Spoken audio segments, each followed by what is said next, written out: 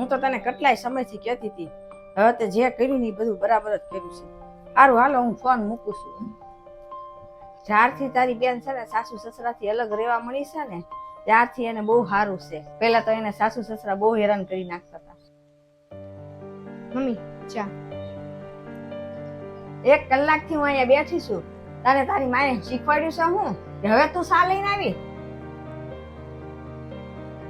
ભાભી તમે કહેતા હતા ને કે તમારે એન ભાઈને અલગ રહેવું છે, નવા ઘરમાં રહેવા જવું છે, તમે જાજો. ભાઈને તો જાવું જ તું, પણ એ તમારી વાટે હતા કે તમે હા પાડો ને તો જઈએ. કેમ એ અલગ રહેવા કેમ જશે બે? મમ્મી ભાભીને તું જરાય નથી ગમતી. એ એમ કે છે કે તું એને વાતે વાતે ટોન્ટ માર્યા રાખે છો અને કામવાળાની જેમ તું કામ કરાવે છે એની પાસે. તો પછી મેં કીધું ભાભીને અલગ રહેવું જ છે તો પછી અલગ રહેવા વહી જાય. ભાઈ કઈ ના નથી પાડતો તો પછી મેં કીધું બે વહી જ આવે એમ. તો મારું અહીંયા ઘરમાં મારું ધ્યાન કોણ રાખશે? એને અલગ રહેવા વીચે છે તો કેવી અજીબ વાત છે ને મમ્મી.